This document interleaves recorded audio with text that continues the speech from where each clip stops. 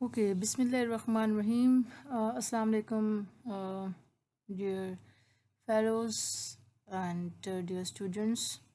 So, here is the second part of microbial metabolism. In the first part, we have discussed the introduction of metabolism, different terminologies we have introduced to you, and different type of reactions we have discussed in a brief.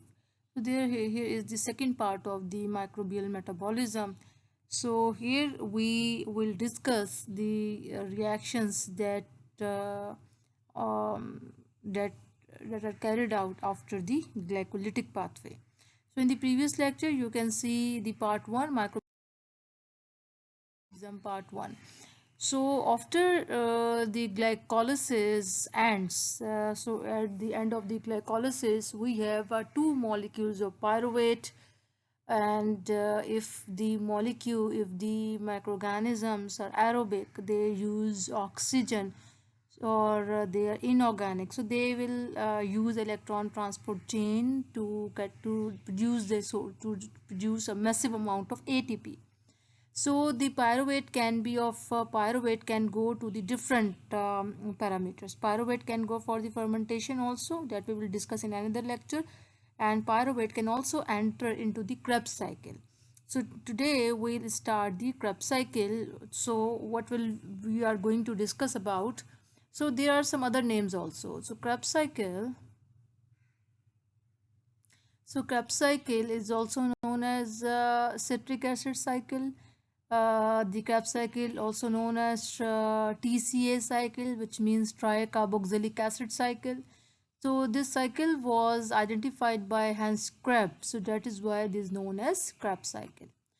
So in the Krebs cycle, there is a one intermediate step, or that step also known as transition step, that generates acetyl CoA from the end product of glycolysis, which is a pyruvate. So here is a intermediate step and the central step, which links the glycolysis to the Krebs cycle.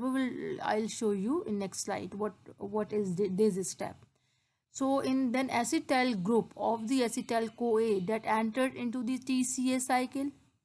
So TCA cycle is another name for the Krebs cycle. So this acetyl CoA, when enters to TCA cycle and combines with the oxaloacetate, so in the whole cycle they generates ATP, and they also generates a reducing power, and they also generate, this cycle also generates a precursor metabolites, because TCA cycle is also known as central metabolic hub, also known as central metabolic pathway, because they have a many arrows coming inside the cycle, and there can be different arrows going outside from the cycle. So this is a central metabolic. So here we can see this was the pyruvic acid, which is the end product of glycolysis. So this pyruvic acid is converting into the acetyl CoA by the elimination. So here we can see there's a 3 carbon. So one carbon is eliminated in the form of carbon dioxide, and here we have a 2 carbon which is linked by the coenzyme A. So we can say this carbon moiety of the glucose is now activated. So because we have a 2 pyruvate we got from the glycolysis, so here we have a 2 acetyl CoA from the glucose, which are going to enter into the TCA cycle.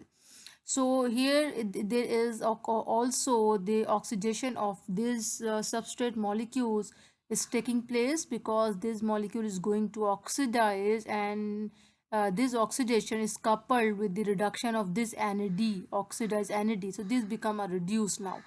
So this substrate is oxidized, and here we have captured the electrons in the form of NADH, that will give us a ATP at the end of the cycle, that we will discuss in the electron transport chain. So this type of reaction is also known as oxidative decarboxylation, oxidative and decarboxylation.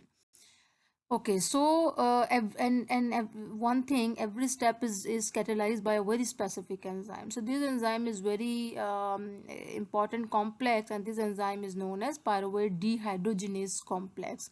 Pyruvate dehydrogenase complex, and this is the acetyl CoA, which is now ready to enter into the TCA cycle. So CoA will eliminate it, and only the carbon unit of this acetyl CoA will enter into the TCA cycle. So this type of this reaction is known as intermediate step.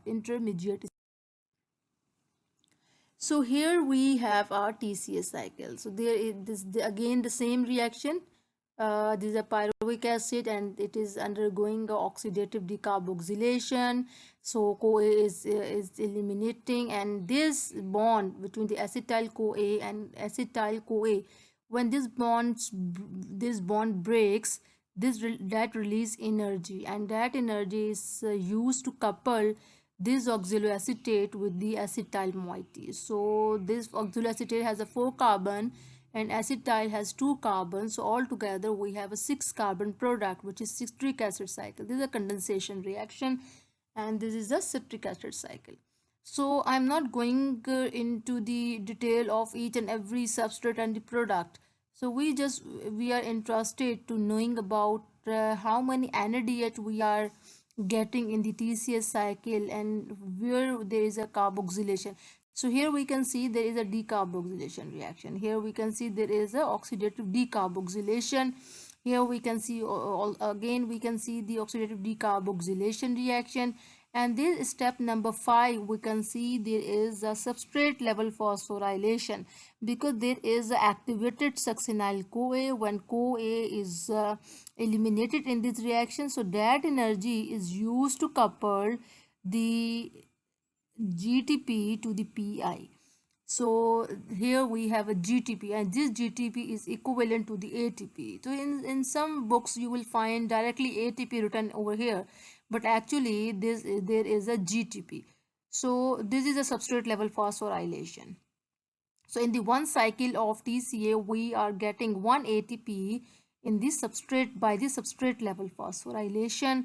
So in the step number 6, in the reaction number 6, we have FeDH2, which is also a reducing power, but lesser than NADH. And why FeDH2 is lesser energetic, give us a less number of ATP as compared to NADH, that we will discuss in the subsequent slides.